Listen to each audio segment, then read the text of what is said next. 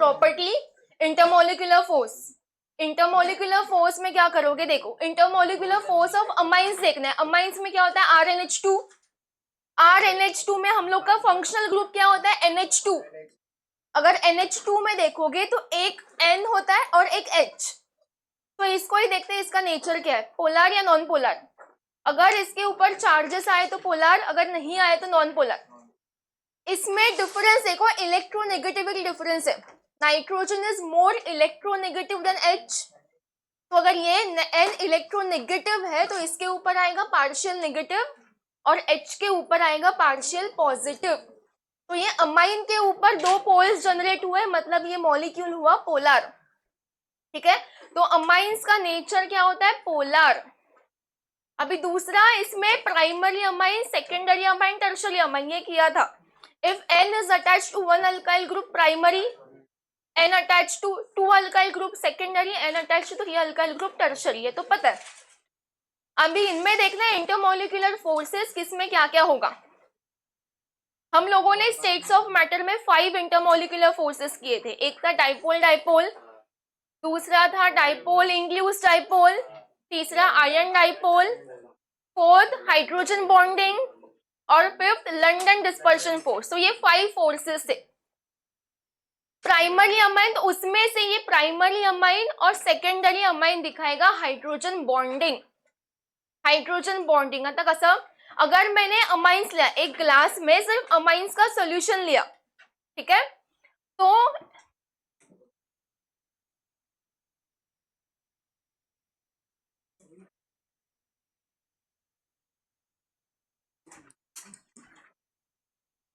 इसमें सिर्फ अमाइंस है। अभी अमाइंस में हाइड्रोजन बॉन्डिंग कैसे होगा, देखो हाइड्रोजन बॉन्डिंग सिर्फ और सिर्फ OH, NH और FH में होता है। अगर दोनों मॉलिक्यूल के पास अगर ये इसमें से अगर कुछ है तो हाइड्रोजन बॉन्डिंग होगा। तो यहाँ पे देखो अमाइंस का ये सॉल्यूशन है, मतलब सिर्फ अमाइंस अमाइंस अमाइंस अमाइंस इतना ही रहेगा। अभी देखते हैं इनके बीच में हाइड्रोजन बॉन्डिंग होगा कि नहीं। इस अमाइन में क्या है, N, और दूसरे वाले अमाइन के पास क्या है, H। तो यहाँ पे फर्स्ट मॉलिक्यूल का N और दूसरे मॉलिक्यूल का H, इनके बीच में होगा हाइड्रोजन बॉन्डिंग। वैसे सेम इस मॉलिक्यूल का N और दूसरे मॉलिक्यूल का H, इनके बीच में भी हाइड्रोजन बॉन्डिंग होगा। तो यहाँ पे प्राइमरी अमाइन हाइड्रोजन बॉन्डिंग देगा। आता हो गया सेकेंडरी अमाइन के साथ। सेकेंडरी अमाइन में क्या है, RNH।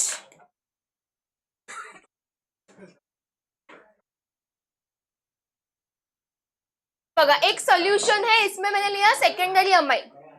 सेकेंडरी अमाइन मतलब ये वाला। अभी इसमें देखो हाइड्रोजन बॉन्डिंग होगा कि नहीं। इस मॉलिक्यूल का N और दूसरे मॉलिक्यूल का H, इनके बीच में हो जाएगा हाइड्रोजन बॉन्डिंग। सेम इस मॉलिक्यूल का H और दूसरे मॉलिक्यूल का N, इनके बीच में होगा हाइड्रोजन बॉन्डिंग। तो इसका मतलब प्राइमरी और सेकेंडरी में हाइड्रोजन बॉन्डिंग होता है, क्योंकि इनके पास क्या है, H। अभी सपोज तुम लोगों ने टर्शियरी अमाइन लिया, टर्शियरी अमाइन मतलब ये, तो इसमें होगा क्या हाइड्रोजन बॉन्डिंग, नहीं, कारण H's नहीं है। अगर हाइड्रोजन बॉन्डिंग चाहिए तो N के साथ H होना ही चाहिए। दूसरा FH OH, H होना जरूरी है, बट इसके पास H ही नहीं है, तो हाइड्रोजन बॉन्डिंग करेगा कैसे। तो यहाँ पे हाइड्रोजन बॉन्डिंग वाले इंटरमोलिकुलर फोर्स नहीं होता। तो इसमें क्या होगा, dipole dipole force of attraction. कसं, नाइट्रोजन इलेक्ट्रोनेगेटिव, तो इसके ऊपर पार्शियल नेगेटिव, बाकी सबके इधर पार्शियल पॉजिटिव। N क्या होता है, इलेक्ट्रोनेगेटिव, तो पार्शियल नेगेटिव, बाकी के ऊपर आएंगे पार्शियल पॉजिटिव। तो यहाँ पे इस मॉलिक्यूल में देखोगे तो यहाँ पे 2 डाइपोल्स जनरेट हुआ है, एक पॉजिटिव और एक नेगेटिव। तो इस वाले को बोलना है डाइपोल। सेम दूसरा अगर मॉलिक्यूल देखोगे, दूसरे मॉलिक्यूल में भी 2 पोल्स जनरेट हुए, एक पॉजिटिव एक नेगेटिव, तो ये भी क्या बना, डाइपोल। तो यहाँ पे कौन सा इंटरमोलिकुलर फोर्स होगा, डाइपोल डाइपोल फोर्स होगा प्राइमरी अमाइन सेकेंडरी अमाइन, इन दोनों के बीच में हाइड्रोजन बॉन्डिंग होगा। मतलब अगर इनको तुम लोग अमाइन के सॉल्यूशन में डालोगे तो अमाइन अमाइन के बीच में हाइड्रोजन बॉन्डिंग। अब यह हाइड्रोजन बॉन्डिंग होगा क्यों? Due to hydrogen. यहाँ पे दो हाइड्रोजन अटैच है तो हाइड्रोजन बॉन्डिंग होगा। यहाँ पे सिंगल हाइड्रोजन है तो यहाँ पे भी हाइड्रोजन बॉन्डिंग होगा। बट यहाँ पे एक भी हाइड्रोजन नहीं तो यहाँ पे नो हाइड्रोजन बॉन्डिंग। तो हाइड्रोजन बॉन्डिंग नहीं तो कौन सा फोर्स होगा? Dipole dipole force of attraction. अगर मुझे हाइड्रोजन बॉन्डिंग का ऑर्डर लिखना है तो सबसे ज्यादा हाइड्रोजन बॉन्डिंग किस में होगा? इसमें, क्योंकि यहाँ पे दो हाइड्रोजन अटैच है तो ज्यादा बॉन्डिंग इसमें होगा। फिर इसमें एक ही हाइड्रोजन बॉन्डिंग है, फिर इसका कम हो जाएगा हाइड्रोजन बॉन्डिंग का पावर, और इसमें है ही नहीं तो ये सबसे वीकेस्ट आएगा। तो अगर मुझे लिखना है ऑर्डर तो आएगा primary is greater than secondary greater than tertiary. सबसे लीस्ट हाइड्रोजन बॉन्डिंग होगा टर्शरी में, सबसे मोस्ट बोलोगे तो प्राइमरी। ठीक है, सांग सृष्टी हायड्रोजन बॉन्डिंग सगळ्यात जास्त कुठे होणार? प्राइमरी. आर्या सगळ्यात लीस्ट कुठे होणार? टर्शरी. आता नेक्स्ट है बॉइलिंग पॉइंट. बॉइलिंग पॉइंट का फॉर्मूला क्या था? Boiling point is directly proportional to molecular mass upon branching. जिस मॉलिक्यूल का मास ज्यादा होगा उसका बॉइलिंग पॉइंट ज्यादा रहेगा. अपन लिहिलेलं equation last time. Boiling point is directly proportional to molecular mass upon branching. अगर मास ज्यादा है तो ब्रांचिंग भी ज्यादा रहेगा क्योंकि डायरेक्टली प्रोपोर्शनल है. ये दोनों इनवर्सली प्रोपोर्शनल, मतलब अगर ब्रांचिंग इंक्रीज हुआ तो बॉइलिंग पॉइंट डिक्रीज होगा. अभी यहाँ पे लिखना है बॉइलिंग पॉइंट का ऑर्डर लिखना है प्राइमरी सेकंडरी टर्शरी में. बघा इथे काय विचारलंय, the observed order of boiling point of isomeric amines. Isomer का मीनिंग क्या होता है? Same molecular formula. तो इसमें मॉलिक्यूलर फॉर्मूला सेम रहेगा. जो भी अमाइन है ना, प्राइमरी सेकेंडरी टर्शरी, तीनों का फॉर्मूला सेम होगा बट उनका स्ट्रक्चर डिफरेंट होगा. स्ट्रक्चर म्हणजे काय? एक होगा स्ट्रेट चेन म्हणजे प्राइमरी, दूसरा होगा थोड़ा ब्रांच मतलब सेकेंडरी, और तीसरा होगा और ज्यादा ब्रांच म्हणजे टर्शरी. तो यहाँ पे देखना है किसका ज्यादा बॉइलिंग पॉइंट होगा.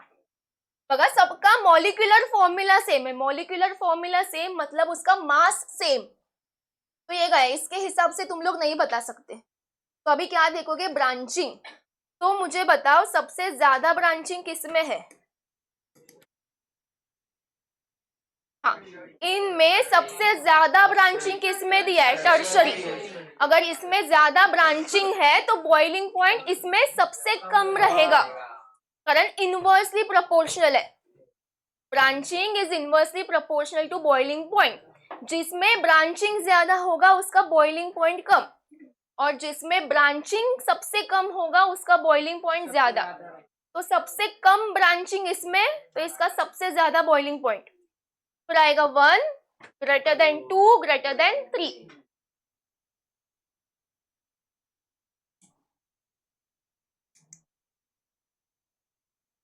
तो primary amine is greater than secondary amine is greater then tertiary amine. समझा ये? अभी नेक्स्ट लिखना है boiling point of alkane. Alkane मतलब क्या? Carbon carbon single bond. Amines क्या होता है? RNH2, अल्कोहल ROH, आणि कार्बोक्सिलिक एसिड मतलब. ठीक है, अभी इसका बॉइलिंग पॉइंट देखना है.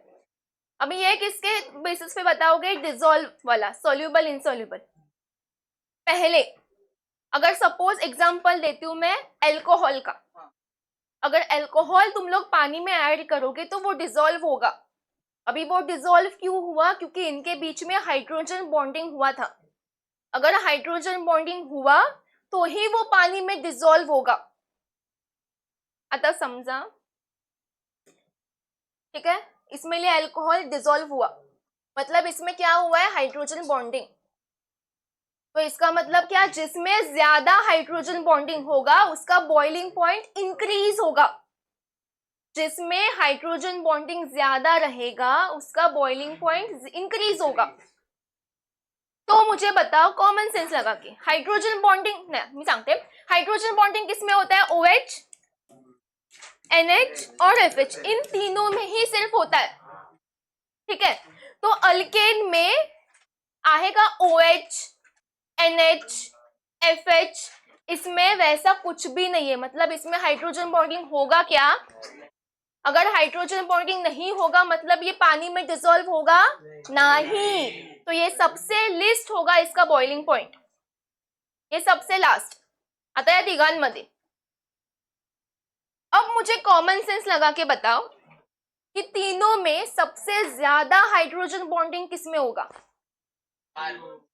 हाँ विराज बोल, कार्बोक्सिलिक ऍसिड, कारण कार्बोक्सिलिक ऍसिड बघा डिफरन्स बघा, इसमें क्या दिया है N, इसमें कौन है O, और इसमें ऑक्सीजन कितना है 2।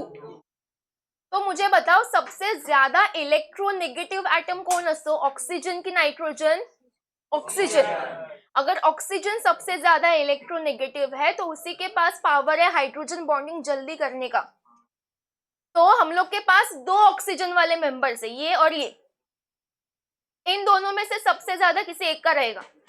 आता मला तुम्ही सांगा कुठे जास्त होणार, कॉमन सेंस लावा, कार्बोक्सिलिक ऍसिड, कारण 2 ऑक्सीजन आहेत ना, तो इसमें सबसे ज्यादा बॉइलिंग पॉइंट आएगा। अगर इन दोनों में कंपेयर करोगे तो oxygen is more electronegative than nitrogen. अगर ये सबसे ज्यादा इलेक्ट्रोनेगेटिव मतलब इसमें हाइड्रोजन बॉन्डिंग भी ज्यादा होगा। अगर हाइड्रोजन बॉन्डिंग ज्यादा तो बॉइलिंग पॉइंट भी ज्यादा, तो इसलिए ऐसे है। हे तर सगळ्यात इजी, इसमें OH नहीं है, NH नहीं है, FH नहीं है, तो इसमें हाइड्रोजन बॉन्डिंग भी नहीं, बॉइलिंग पॉइंट पण खूप कमी असणार। अगर इन तीनों में देखोगे तो इसमें दिया है N और बाकी 2 में दिया है O। तो दोनों में सबसे ज्यादा किसका होगा, जो इलेक्ट्रोनेगेटिव होगा, ऑक्सीजन इलेक्ट्रोनेगेटिव असतो, तो इन दोनों में कंपेयर करना है। तो इन दोनों में कंपेयर करोगे तो इसमें ज्यादा ऑक्सीजन है, वहां आला पहला। इन दोनों में ऑब्वियसली ऑक्सीजन पहले आएगा, तो लिखा है ऐसे। तो ये हुआ अपना सोल्यूबिलिटी, अपना बॉइलिंग पॉइंट का ऑर्डर। अगर सोल्यूबिलिटी का लिखना है तो सेम ही लिखोगे। आता नेचर, नेचर म्हणजे काय, स्मेल ओडर वो देखना है। क्या लिखा है, lower aliphatic amines. Lower aliphatic amines मतलब कम मास वाले अमाइंस, म्हणजे कमी कार्बन वाले, अप टू 4 कार्बन बोल सकते हो, up to 4 carbon aliphatic, lower aliphatic amines. Lower aliphatic amines are gases with fishy odour. अमाइंस का जो स्मेल होता है वो फिशी होता है, फिशी, फिश वाला। So lower aliphatic amines are gases with fishy odor. Middle members are liquids and higher members मतलब 10 से ज्यादा वाले कार्बन, उनका क्या रहेगा nature, solid, under ordinary temperature and pressure. Ordinary temperature and pressure मतलब क्या, normal room temperature. Amines and other aryl amines. Other aryl amines म्हणजे काय, एनिलीन, बेंजीन, NH2O वाले amines are usually colorless liquids but get colored as they are easily oxidized by air। मतलब अगर तुम लोगों ने ऐसे ओपन बॉटल रखा तो वो ऑक्सिडेशन की वजह से वो अपना कलर चेंज करते हैं।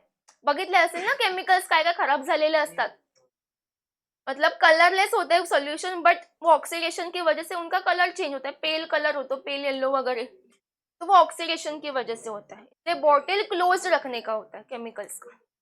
आता सोल्युबिलिटी, सोल्युबिलिटी का अमाइंस का, अमाइंस का नेचर,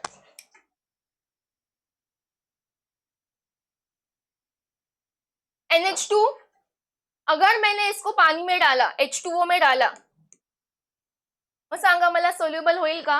अगर इसमें हाइड्रोजन बॉन्डिंग हुआ तो वो सोल्युबल हो जाएगा। मग बघा इथे हाइड्रोजन बॉन्डिंग होईल, कारण इसका N और इस वाले का H, इसमें हाइड्रोजन बॉन्डिंग होगा। दूसरा का है H2O का ऑक्सीजन और नाइट्रोजन का H, तो यहाँ पे हाइड्रोजन बॉन्डिंग हो रहा है। इसका मतलब क्या, amines are soluble in water. But कौन से वाले अमाइंस सोल्यूबल हो जाएंगे? जिनका मास कम है। लोअर एलिफैटिक अमाइंस, उनका मास कम है। अगर मास कम है तो वो पानी में इजीली डिसॉल्व हो जाएगा। बट अगर नंबर ऑफ चेन इंक्रीज हुआ, मतलब मास बढ़ गया और उसको पानी में डाला, तो वो डिसॉल्व नहीं होगा। ठीक है, तो लोअर याद रखो, ये अमाइंस डिसॉल्व होंगे, बट कौन से वाले अमाइंस? लोअर एलिफैटिक अमाइंस, कम साइज वाले पानी में डिसॉल्व होते हैं, और जो बड़ा साइज वाला अमाइन है वो पानी में डिसॉल्व नहीं होगा। ठीक है, आता हा वाला क्या अमाइन? अराइल अमाइन, इसको अराइल अमाइन बोलते हैं। इसका भी साइज ज्यादा है, कार्बन सहायक ना, तो ये भी ज्यादा साइज वाला है, तो इसको भी अगर पानी में डालोगे तो ये भी डिसॉल्व नहीं होगा, इनसोल्यूबल इन वाटर। तो ये पूरा इधर लिखा है मैंने। क्या लिखा है? फर्स्ट, लोअर एलिफैटिक अमाइन्स म्हणजे कमी कार्बन वाले amines are soluble in water due to their ability to form hydrogen bonding with water molecule. Amines और इसमें हाइड्रोजन बॉन्डिंग हुआ था, इसलिए वो पानी में डिसॉल्व हुआ। Solubility of amines decreases with increase in mass. अगर मास बढ़ा तो उसका सोल्यूबिलिटी मतलब डिसॉल्व होने का पावर कम कम होता जाएगा। बघा, solubility of amines decreases with increase in molar mass of amines due to increase in size of alkyl groups, म्हणजे कार्बनची साइज इंक्रीज झाली तर। Aromatic amines and higher aliphatic amines, aromatic म्हणजे बेंजीन वाला अमाइन, और हायर मतलब ज्यादा carbon वाला amines are insoluble in water. और अगर मुझे सोल्युबिलिटी का ऑर्डर लिखना है तर मी काय लिहिणार? अल्कोहल म्हणजे ROH, अमाइन मतलब RNH2, और अल्केन मतलब कार्बन कार्बन सिंगल बॉन्ड। बघा, सोल्युबिलिटी, अगर हाइड्रोजन बॉन्डिंग हुआ तो ही वो डिसॉल्व होगा, अगर हाइड्रोजन बॉन्डिंग नाही झाला तर डिसॉल्व पण नाही होणार। तो सबसे इजी वाला मुझे बताओ कि किसमें हाइड्रोजन बॉन्डिंग नहीं होता है, मतलब ये इनसोल्युबल, तो ये सबसे लास्ट में 3 नंबर लेते हैं। हाँ, अभी इन दोनों में सबसे ज्यादा हाइड्रोजन बॉन्डिंग किसमें होगा? O वाला मध्ये, म्हणून हा पहिला, और ये ऑब्वियसली ये बीच में आएगा। Oxygen is more electron negative, तो इसमें ज्यादा हाइड्रोजन बॉन्डिंग होगा एज कंपेयर टू N से।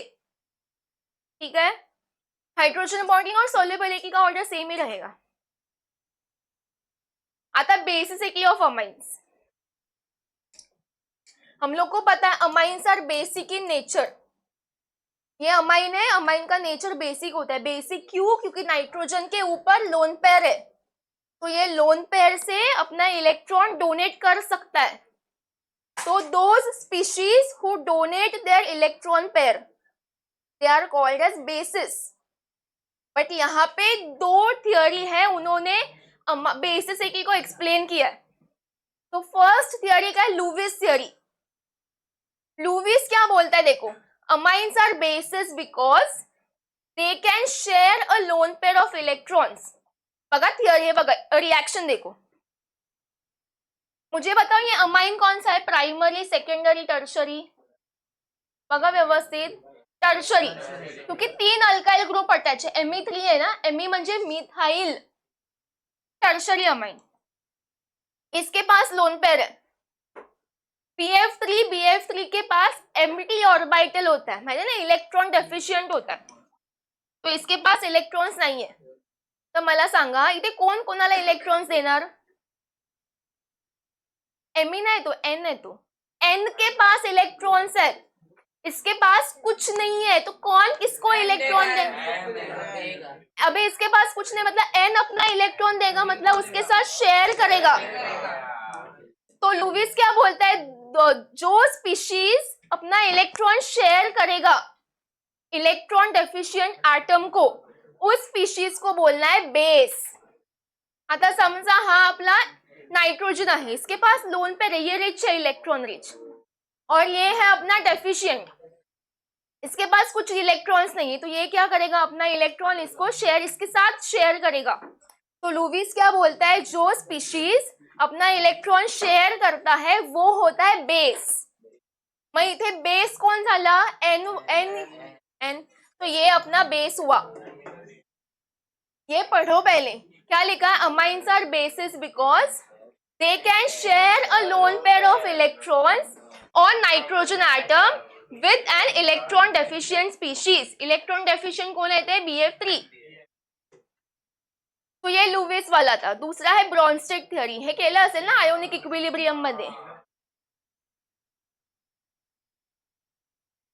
ब्रॉन्स्टेड थियरी देखो, ब्रॉन्स्टेड क्या बोलता है? जो स्पीशीज H+ को एक्सेप्ट करेगा, अभी ये क्या करेगा?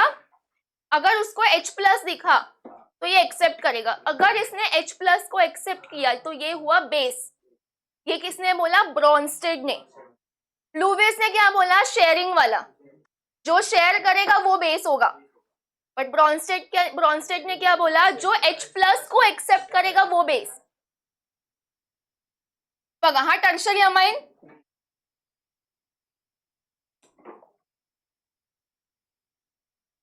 अब ये टर्शरी अमाइन के पास क्या है? Lone pair. तो ये H2O है ना, H2O में क्या होता है? एक H+ आणि OH-. आता हा आला अमाइन अपना लोन पेयर लेके, इसको दिखा H+, तो वो क्या करेगा? H+ को एक्सेप्ट करेगा और ये बनाएगा ऐसे. या N ने हा H+ घेतला और ये H+ के साथ बॉन्ड बनाय. बघा बॉन्ड बनवलाय फक्त. इथे बॉन्ड आहे का? नाही. आणि आपला H+ घेतला, बॉन्ड बनवला. अभी नाइट्रोजन ने एक्सेप्ट किया, अपना इलेक्ट्रॉन दे के एक्सेप्ट किया, तो इसको इसके ऊपर चार्ज आएगा प्लस. देखो N का वैलेंसी कितना होता है? 3. मतलब वो 3 ही बॉन्ड बनाता है. बट यहाँ पे बॉन्ड कितना बना है? 4. म्हणजे एक एक्स्ट्रा बनला है ना, तो पॉजिटिव आएगा उसके ऊपर. तो इसने क्या किया? H+ को लिया, इसलिए ये बना बेस. बघा नॉर्मली बेस क्या होता है? जो अपना इलेक्ट्रॉन डोनेट करेगा वो बेस होता है. बट दो थियरी ने अलग अलग टाइप से बेस को एक्सप्लेन किया है. लुईस क्या बोलता है? जो इलेक्ट्रॉन शेयर करेगा वो बेस. और ब्रॉन्स्टेड बोलता है जो इलेक्ट्रॉन नहीं H+ को एक्सेप्ट करेगा वो बेस. नेक्स्ट है basic strength of aliphatic amines.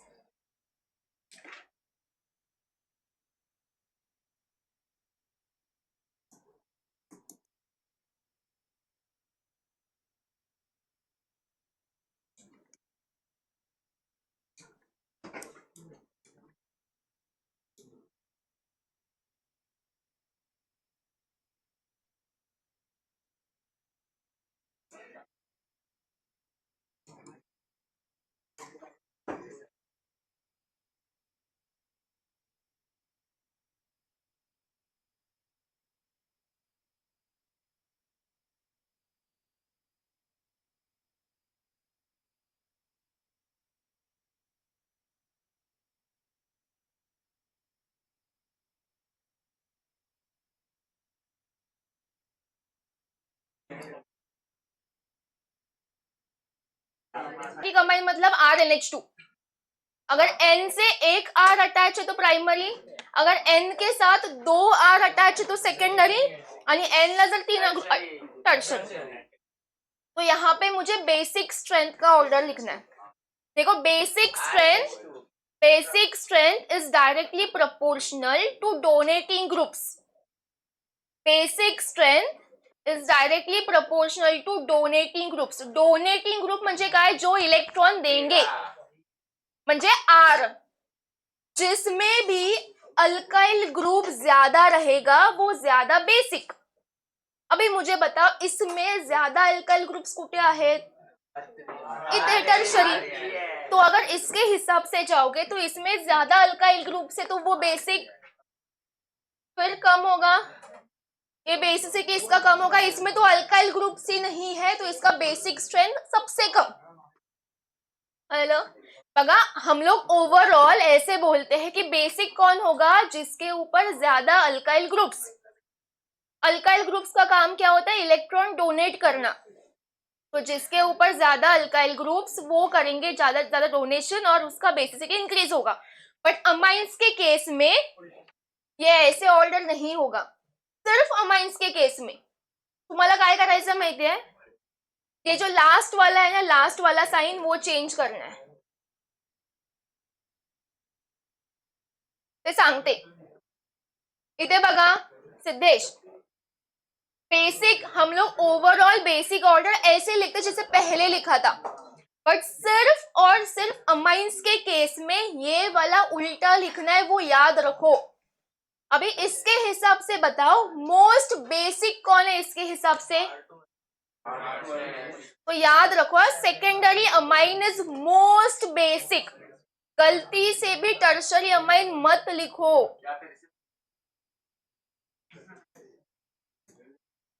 बघा मी परत सांगते, basicity is directly proportional two electron donating groups. म्हणजे कौन, आर. जिसमें ज्यादा आर रहेगा वो ज्यादा बेसिक. बट अगर इसके हिसाब से अमाइंस में जाओगे तो ये ज्यादा बेसिक होना चाहिए था. बट अमाइंस में याद रखो ये बेसिक नहीं होता. ही लास्ट वाली साइन चेंज करायची, अशी लिहायची. अभी ऐसा क्यों है, इसके फैक्टर्स दिए इसके बाद, तो अभी के लिए ये याद रखो. अभी नेक्स्ट है पीकेबी. पीकेबी मतलब क्या, ये वैल्यू दिखाएगा कितना बेसिक है कितना एसिडिक है, वो ये ऑर्डर मतलब पीकेबी बताएगा. अपन लिखते ना पीकेए पीकेबी. पीकेए मतलब वो एसिडिटी का वैल्यू दिखाएगा, कितना एसिडिक है वो वैल्यू के अकॉर्डिंग दिखाएगा. पीकेबी म्हणजे काय, ये बेसिक स्ट्रेंथ का वैल्यू दिखाएगा. आता मी लिहिलंय इथे, जितना ज्यादा बेसिक उतना पीकेबी का वैल्यू कम रहेगा. जितना ज्यादा बेसिक उतना पीकेबी का वैल्यू कम रहेगा. आता इथे काय येणार, ये सबसे कम म्हणजे ये जो ऐसे लिखा है ना सिर्फ उसको उल्टा करना है. म्हणजे ही साइन अशी है तो अशी लिहायची, ये साइन इधर है तो ये ऐसे लिखने का, इसका उल्टा ये. इसके अगर देखो ये सबसे ज्यादा स्ट्रॉन्ग बेस तो उसका सबसे वैल्यू कम आया. इसमें सबसे ज्यादा स्ट्रॉन्गेस्ट बेस अपना सेकेंडरी अमाइन, तो जो भी स्ट्रॉन्गेस्ट बेस होगा उसका पीकेबी का वैल्यू सबसे कम आएगा. तर मग इथे या ऑर्डर मध्ये बघा सेकेंडरी अमाइन का सबसे लिस्ट असा आलेला आहे. दोनों साइड से लेसर देन साइन आया, मतलब सबसे वीकेस्ट होगा इसमें. मी परत एकदा एक्सप्लेन हो करते. वैष्णवी जो जिसपे ज्यादा अल्काइल ग्रुप. चला तो बेसिक स्ट्रेंथ का ऑर्डर क्या लिखा था, बेसिक स्ट्रेंथ में सबसे स्ट्रॉन्ग बेस कौन रहेगा, सेकेंडरी अमाइन. अगर सेकेंडरी अमाइन स्ट्रॉन्गेस्ट बेस है तो उसका पीकेबी का वैल्यू सबसे कम आएगा. तो अभी वो ऐसा क्यों, तो इसके यहाँ पे तीन फैक्टर्स है. First factor is influence of plus I effect. Plus I effect मतलब क्या, electron donating groups. Electron donating groups. तो देखो इसमें क्या लिया है, NH3, फिर primary amine, secondary amine, tertiary amine. तो मुझे यहाँ पे ऑर्डर लिखना है according two plus I effect. Plus I effect मतलब क्या है, इलेक्ट्रॉन डोनेटिंग ग्रुप्स आणि म्हणजेच काय, आर. तो सिंपल, जिसमें ज्यादा आर लगा होगा वो ज्यादा बेसिक, और वो किसके हिसाब से, प्लस आई. अगर प्लस आई के अकॉर्डिंग तुम लोग लगाओगे तो जिसमें भी ज्यादा अल्काइल ग्रुप होगा वो ज्यादा बेसिक. तो इसमें क्या पता है ना, लोन पेयर होता है सबके पास, तो ये ब्रॉन्स्टेड वाला यहाँ पे जाना है. तो ये अमाइन क्या करेगा, ब्रॉन्स्टेड के हिसाब से क्या था, ये स्पीशीज क्या करेगा, H प्लस को एक्सेप्ट करेगा. तो अगर इस अमाइन ने एक H प्लस को एक्सेप्ट किया तो इसके ऊपर आएगा ये, बरोबर ना. अगर इस अमाइन ने एक H प्लस को एक्सेप्ट किया तो ये ऐसे दिखेगा. ये सेकेंडरी अमाइन ने H प्लस को एक्सेप्ट किया और ये टर्शरी अमाइन. समझ ला. तो सबका 4-4 वैलेंसी हुआ, मतलब सबके ऊपर पॉजिटिव चार्ज आएगा. अब इस पॉजिटिव को स्टेबल होना है, तो पॉजिटिव चार्ज स्टेबल कैसे होगा, अगर पॉजिटिव चार्ज से अटैच करोगे डोनेटिंग ग्रुप्स तो वो स्टेबल होगा. परत एकदा आहे का, पॉजिटिव चार्ज को स्टेबल कौन करता है, इलेक्ट्रॉन डोनेटिंग ग्रुप्स. तो अगर मुझे इस पॉजिटिव को स्टेबल करना है तो इसके बाजू में डोनेटिंग ग्रुप्स अटैच होना चाहिए। तो जिसमें भी ज्यादा डोनेटिंग ग्रुप्स वो ज्यादा स्टेबल। मग इथे कुठे जास्त डोनेटिंग ग्रुप्स आहेत? Tertiary amine. तो टर्शरी, अगर मुझे ऑर्डर लिखना है तो टर्शरी अमाइन में ज्यादा स्टेबलाइजेशन है ड्यू टू 3 अल्काइल ग्रुप्स।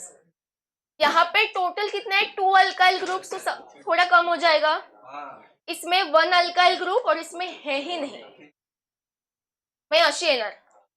तो यहाँ पे आएगा ऑर्डर ऑफ स्टेबलाइजेशन, इसको कंडेंस करके लिखना है। एन एच किती आहे? 4, तो NH4 प्लस, एक R आहे और ये NH3 प्लस, यहाँ पे R 2 है तो R2 और NH2 प्लस, यहाँ पे 3 R तो R3 यानी NH प्लस। तो इसको कंडेंस करके यहाँ पे लिखा है। और फिर हम लोगों ने जो पहले वाला स्ट्रक्चर लिखा था यहाँ पे सिर्फ H था, असं होतं, हे असं होतं ना सुरुवातीला, फिर मैंने वो H प्लस को एक्सेप्ट करके लाया था। तो ये वाला फॉर्म यहाँ पे लिखा है, म्हणजे पहिला वाला फॉर्म जब H प्लस नहीं था, H प्लस नव्हता तेव्हा कोण होता इथे? NH3, मैं NH3 लिहिला। यहाँ पे भी जब H प्लस नहीं था तो RNH2 था ये, तो RNH2। तो पहले वाला फॉर्म मैंने लिखा है, तो पहले वाला फॉर्म लिख के सेम ऑर्डर लिखना है। Tertiary is greater than secondary than primary than NH3। तो ये प्लस आई वाला इफेक्ट है। परत एकदा सांगते मैं, influence of plus I effect. Plus I में क्या देखना होता है? Electron donating groups. जिसमें भी ज्यादा इलेक्ट्रॉन डोनेटिंग ग्रुप होगा वो ज्यादा स्टेबल। तो इसमें ज्यादा इलेक्ट्रॉन डोनेटिंग ग्रुप कुठे है? टर्शरी, तो टर्शरी इज मोर स्टेबल, तो इसलिए मैंने ऐसे लिखा। और 2 अल्काइल ग्रुप्स तो थोड़ा स्टेबिलिटी कम होगा, 1 अल्काइल ग्रुप और स्टेबिलिटी कम होगा, इसमें तो है ही नहीं, तो सबसे लीस्ट स्टेबल। ये प्लस वाला फॉर्म लिखा है और ये ओरिजिनल वाला फॉर्म जब H नहीं था, जेव्हा H नव्हता ना तेव्हाचा हा फॉर्म आहे हा। आता सेकंड इफेक्ट है इन्फ्लुएंस ऑफ सॉल्वेशन। सॉल्वेशन मतलब एडिशन ऑफ सॉल्वेंट, और सॉल्वेंट का मीनिंग क्या होता है? पानी, H2O। तो अमाइन को अभी इस बार क्या करना है? पानी में ऐड करना है। हा अमाइन कोणता घेतलाय बघा, जो H प्लस एक्सेप्ट केलेला तो वाला अमाइन आहे। मध्ये बघा NH4 प्लस, मग हा RNH3 प्लस, हा R2NH प्लस और ये R3NH प्लस। जब इसने H प्लस को एक्सेप्ट किया तो ये ऐसे बना। अभी इस वाले को पानी के अंदर ऐड करना है। अभी H2O का अरेंजमेंट भी देखो कैसे किया है, जिस साइड में H लगा है उसी साइड में H2O को लिखा है बघा। H लिहिते H2O, H H2O, H H2O, H H2O। इथे बघा, इथे H आहे म्हणून H2O, H H2O, H इधर R है, R नहीं करत हाइड्रोजन बॉन्डिंग, इसमें यहाँ पे R है इसलिए H2O दिला नहीं है। H H2O, H H2O, इसमें एक ही H है तो एक ही H2O आएगा, जितना H उतना H2O। समीद, आम्ही असा स्ट्रक्चर ड्रॉ केलाय, सांग इथे H2O मी किती ऍड करणार? हा अमाइनचा है 2, एक H2O ऊपर है ना तो मैं H2O ऊपर निकालूंगी, एक H नीचे है तो H2O नीचे निकालूंगी। हाँ ए बाबा इधर बघ। तो इसमें क्या करना है? Hydrogen bonding. सॉल्वेशन इफेक्ट में तुम लोग देखोगे हाइड्रोजन बॉन्डिंग, तो जिसमें हाइड्रोजन बॉन्डिंग सबसे ज्यादा होगा वो ज्यादा बेसिक। सॉल्वेशन के हिसाब से जिसमें हाइड्रोजन बॉन्डिंग सबसे ज्यादा होगा वो सबसे ज्यादा बेसिक। मग मला सांगा हाइड्रोजन बॉन्डिंग कुठे जास्त होते है? इथे। ह्याचा H, H2O का O, इसका HO, HO, HO, तो टोटल 4 हाइड्रोजन बॉन्डिंग है। इतने कितनी है 3, यहाँ पे कितना है 2, यहाँ पे कितना है 1। तो सबसे ज्यादा हाइड्रोजन बॉन्डिंग इसमें दी है प्राइमरी में, म्हणजे NH3 मध्ये। तो ये ऐसे आएगा, फिर ऐसे और फिर ऐसे। तो सॉल्वेशन के लिए उलटा ऑर्डर लिखा बघा परत एकदा। प्लस आय साठी आपण काय लिहिलेलं,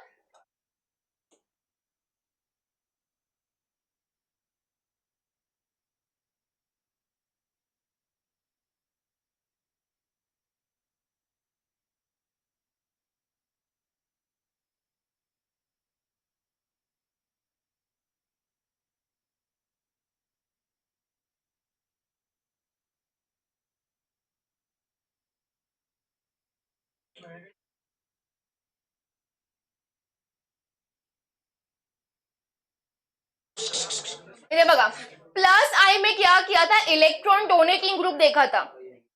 तो इलेक्ट्रॉन डोनेटिंग ग्रुप देखोगे तो ऐसे आएगा ऑर्डर। सॉल्वेशन में क्या देखा था, हाइड्रोजन बॉन्डिंग। तो सबसे ज्यादा हाइड्रोजन बॉन्डिंग किसमें, इसमें हुआ था। तो सॉल्वेशन के हिसाब से ये वाला रहेगा बघा। प्लस आई के हिसाब से ऐसे जाएगा और सॉल्वेशन के हिसाब से इसका उल्टा ऐसे। तो अगर तुम लोगों ने इसको कंबाइन किया, दो इफेक्ट्स को कंबाइन किया, तो तीसरा फैक्टर निकलता है कंबाइंड इन्फ्लुएंस। कंबाइंड इन्फ्लुएंस हा बघा हा वाला। तो अगर दो इफेक्ट्स को तुम लोग कंबाइन करोगे और एक्सपेरिमेंटली देखोगे तो उसके हिसाब से आएगा सेकंडरी अमाइन मोस्ट बेसिक। असं बघून तुम्हाला नाही समजणार, अगर एक्सपेरिमेंटली देखोगे तो उसमें सेकेंडरी अमाइन मोस्ट बेसिक आता है। फर्स्ट क्या था, इन्फ्लुएंस ऑफ प्लस आई, उसके हिसाब से टर्शरी अमाइन मोस्ट बेसिक था। सॉल्वेशन के हिसाब से क्या होगा, उल्टा order, primary amine is most basic. दोनों को कंबाइन करना है तो तीसरा इफेक्ट आएगा कंबाइंड इन्फ्लुएंस। तो इसमें अगर एक्सपेरिमेंटली ऑब्जर्व करोगे तो ऑब्जर्व होता है कि secondary amine is most basic. Combined influence में सिर्फ इतना लिखना है और फिर हेंस लिखना है बेसिसिटी ऑफ अमाइन्स, जो हम लोगों ने लिखा था ते लिहिलेलं ना, secondary amine is most basic, तेवढंच लिहायचंय। हे परत एकदा घेणार आहे, थांबा। आता बेसिसिटी ऑफ अराइल अमाइन्स, वो एलिफेटिक हुआ, वो थोड़ा था, ये इजी है। अराइल अमाइन मतलब क्या, बेंजीन अटैच टू NH2, म्हणजे हा वाला। ये वाला जो अपना अराइल अमाइन का बेसिसिटी है वो ब्रॉन्स्टेड ने एक्सप्लेन किया। ब्रॉन्स्टेड ने क्या बोला था, जो H+ एक्सेप्ट करेगा वो बेस। हा बेस, बेस नाही आता माहिती नाही आपल्याला काय है। हा अराइल अमाइन, इसके सामने रखा मैंने H2O। H2O म्हणजे काय, H+ OH-। इसके सामने आया H+, तो वो क्या करेगा, अमाइन H+ को एक्सेप्ट करके NH2 से बनेगा NH3 और उसके ऊपर आएगा पॉजिटिव। तो ये वाला जो स्ट्रक्चर है इसको बोलते हैं हम लोग एलिनियम, एनिलीनियम।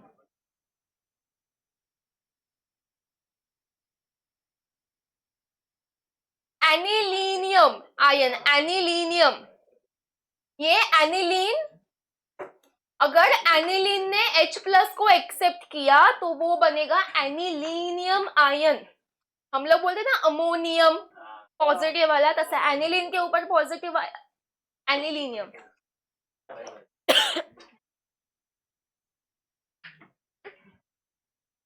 तो यहाँ पे क्या आएगा कि अमाइन ने क्या किया, एक H+ को एक्सेप्ट किया, तो ये अराइल अमाइन क्या हुआ, बेस।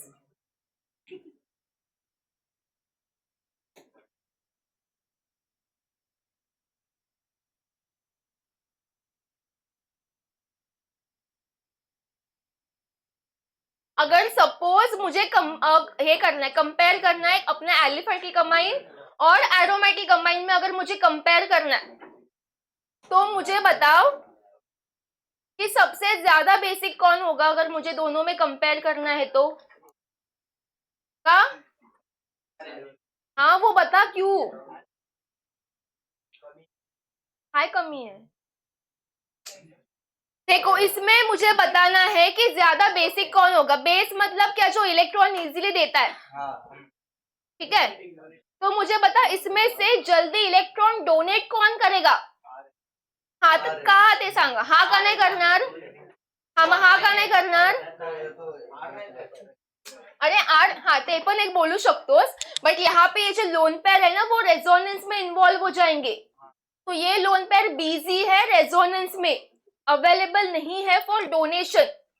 एन के पास जो लोन पेयर है ना वो रेजोनेंस में जाते हैं, वो रेजोनेंस में जाते, इसलिए ये वाले लोन पेयर डोनेशन के लिए अवेलेबल नहीं है। बट इसमें डोनेशन, इसमें रेजोनेंस ही नहीं है ना। आर म्हणजे काय, कार्बन का चेन, वहां पे रेजोनेंस नहीं होता, तो यहाँ पे लोन पेयर जैसे है वैसे ही रहेंगे।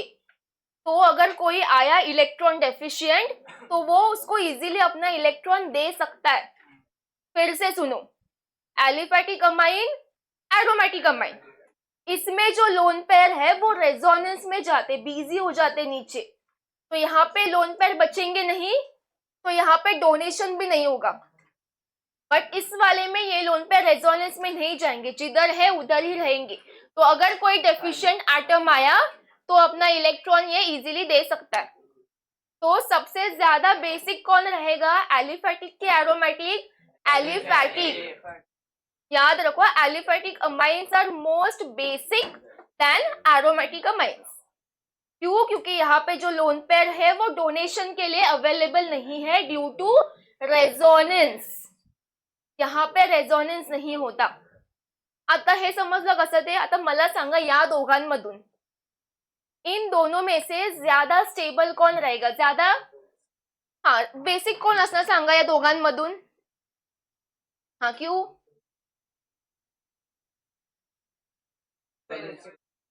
ये दोनों भी स्टेबल है क्योंकि रेजोनेंस तो दोनों में ही आता है, बट ज्यादा स्टेबल कौन रहेगा?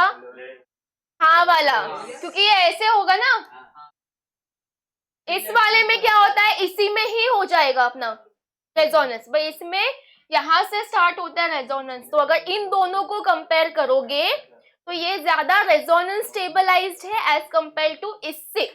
इथे फक्त रेजोनेंस इथेच होणार, इथेच होईल, इथेच होईल असं। बट इसमें क्या हो रहा है, ऊपर से डोनेशन वाले आ रहे हैं ना, तो यहाँ पे ज्यादा स्टेबलाइजेशन है ड्यू टू रेजोनेंस। दोनों भी स्टेबल है बट सबसे ज्यादा स्टेबल होगा अपना ये।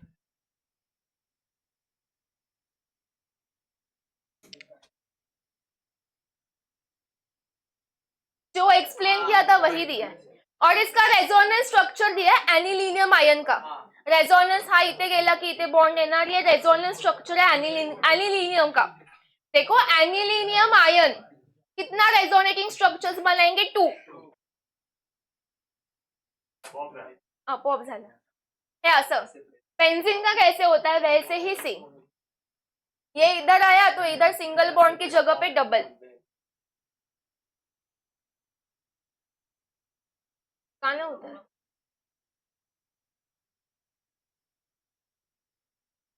आता chemical properties, chemical properties, chemical properties last. नहीं, देखो chemical properties of amines, first chemical property अपना लैब टेस्ट है। लैब टेस्ट में लिटमस, अगर तुम लोगों ने एक्वियस सोल्यूशन लिया था, समझे है एक्वियस सोल्यूशन है, एक्वियस सोल्यूशन ऑफ अमाइन, मुझे अभी इसका नेचर चेक करना है, बेसिक है या एसिडिक। तो मुझे बताओ, अगर ब्लू लिटमस रेड में कन्वर्ट हुआ, इसका मतलब क्या हुआ? एसिडिक। अगर रेड ब्लू बना तो बेसिक। तो एक्वियस सोल्यूशन ऑफ अमाइन्स में मैंने ब्लू अपना रेड लिटमस ऐड किया और देखा ब्लू आया, म्हणजे काय असणार? बेसिक। तो पता है हम लोग को amines are basic in nature. तो ये फर्स्ट हुआ लिटमस टेस्ट।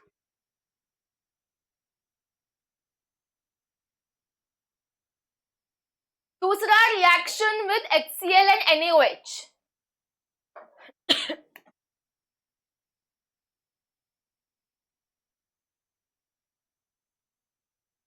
ये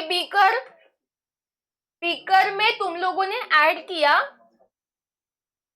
एक अमाइन का सोल्यूशन, ठीक है, म्हणजे हे वाला। इसमें तुम लोगों ने ऐड किया बाहर से HCl, ठीक है, मतलब तुम्हाला ही रिएक्शन भेटणार. देख यहाँ पे लिया अमाइन, बाहर से हम लोगों ने क्या ऐड किया HCl. आता इथे बघा हे बघा H2O अगर रखा होता तो हम लोग क्या करते H2O को H plus OH minus. Same HCl के केस में करना है. HCl का असो एक H प्लस.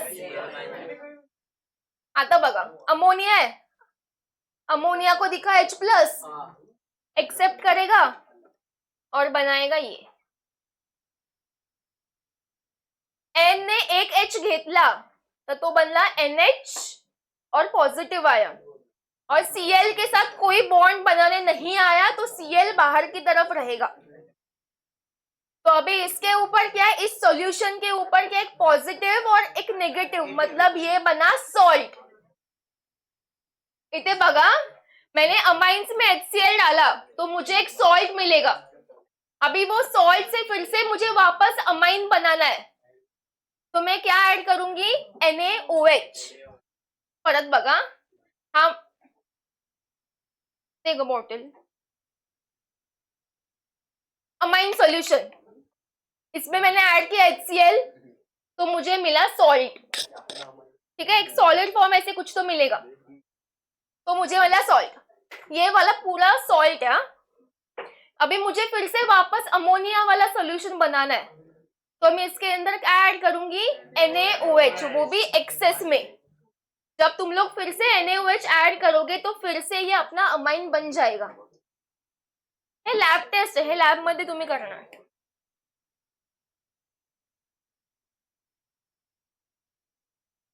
तारीख ये समझा HCl आहे, HCl मध्ये काय H plus Cl minus, amine ने H प्लस को एक्सेप्ट करके ये बनाया. नेक्स्ट मध्ये काय करणार, ये पूरा इधर लिखना है. इसके अंदर तुम लोगों ने ऐड किया NaOH इन एक्सेस तो क्या रिजनरेट होगा, अमाइन जो पहले था. म्हणजे इथे काय होतंय बघा, ये जो H प्लस होता ना वो H प्लस चला जाएगा, हा H आणि हा OH H2O बन के चला जाएगा. अगर ये H2O बन के चला गया तो बचेगा क्या, NaCl. झालं ना NaCl प्लस H2. हा H2O गेला, H2O जातो म्हणजे काय, जर वेपर निघून जाईल. परत एकदा हाँ अमाइन, इसके अंदर हम लोगों ने क्या ऐड किया था HCl. माहिती का होणार, ये H यहाँ पे अटैच होगा म्हणजे बनणार असं, और ये बाजू में आएगा Cl माइनस. अभी ये पूरा एज इट इज नीचे लिखना है. लिखा ये वाला पूरा एज इट इज. अभी इसमें फिर से मुझे रीजनरेट करना है तो क्या ऐड करूंगी, एक्सेस ऑफ NaOH. इथे H आहे ना, आता इथून रिमूव्ह काय होणार, हा HOH, H2O गया, दूसरा क्या जाएगा NaCl, NaCl पण गेला, राहिला काय अमोनिया. झालं. Lab test, ammonia solution HCl बना सॉल्ट, फिर से वापस मुझे रीजनरेट करना है तो क्या ऐड करूंगी, एक्सेस ऑफ NaOH. अभी डायअजोटाइजेशन टेस्ट, ये तुम लोग प्रैक्टिकल में करोगे. इंपॉर्टेंट है ही वाली. इससे हम लोग को समझेगा जो अननोन कंपाउंड है उसमें अमीनो ग्रुप प्रेजेंट आहे की नाही. अरे तुझ्याकडे बघा, फर्स्ट तुम लोग के पास होगा अननोन कंपाउंड, माहिती ना आपल्याला काय आहे. उसमें तुम लोग ऐड करोगे 1 to 2 ml conc HCl, concentrated HCl conc HCl, ये तुम लोग को इसमें ऐड करना है. समजलं. एका टेस्ट ट्यूब मध्ये अननोन कंपाउंड ऐड करायचंय, उसमें तुम लोग ऐड करोगे 1 to 2 ml कॉन्क HCl. केला ऐड. मी दुसरी टेस्ट ट्यूब घेतली, दुसऱ्या टेस्ट ट्यूब मध्ये तुम्ही काय घेणार, NaNO2 एक्वियस NaNO2 ये प्रिपेयर्ड होता है, वो कूल करने के लिए रखना है दूसरे टेस्ट ट्यूब में। केला, अब ये जो कूल्ड वाला है ना वो इसमें ऐड करोगे। तो बघा मी एरो दाखवलाय, ये कूल्ड वाला सोल्यूशन इसमें ऐड किया म्हणजे आता माझ्याकडे हा ओवरऑल सोल्यूशन, ये तीनों मेरे पास है। अभी मैं क्या करूंगी, इन तीनों में मैं ऐड करूंगी बीटा नैप्थोलिन NaOH। एक बीकर में रखा होगा ये सोल्यूशन, ये सोल्यूशन लेना एक टेस्ट ट्यूब में और ये पूरा सोल्यूशन इसके अंदर ऐड करना है। मग तुम्हाला भेटणार ऑरेंज कलर। अगर ऑरेंज कलर मिला इसका मतलब जो अननोन कंपाउंड है उसमें तुम लोग का प्राइमरी अमीनो ग्रुप प्रेझेंट आहे। ही टेस्ट करायची आहे, ही टेस्ट इम्पॉर्टंट आहे, लॅब मध्ये विचारतात। परत एकदा हे घेतलं बीकर, बॉटल दे तुझी। हा माझा अननोन कंपाउंड, इसमें मैं क्या ऐड करूंगी 1 to 2 ml कॉन्क HCl। केला ऐड। दूसरे टेस्ट ट्यूब में मुझे क्या लेना है, एक्वियस सोल्यूशन ऑफ NaNO2, वो भी कूल करके रखना है, इसे ठंडा करने के लिए रखना है आइस बात में। घेतलं, ये वाला इसके अंदर ऐड करना है। अभी इसमें ये तीनों है, अंदर मग घ्यायचा एक बॉटल में रहेगा बीटा नैप्थोलिन NaOH, वो टेस्ट ट्यूब में लेके आना है। आणलं? आता हे जे सोल्यूशन आहे ना ते सगळं यात ऐड करायचं। तो इसमें तुम लोग को ऑरेंज कलर मिलेगा, अगर ऑरेंज कलर मिला इसका मतलब अमीनो ग्रुप प्रेजेंट है, तो ये इतना लिखो। तुम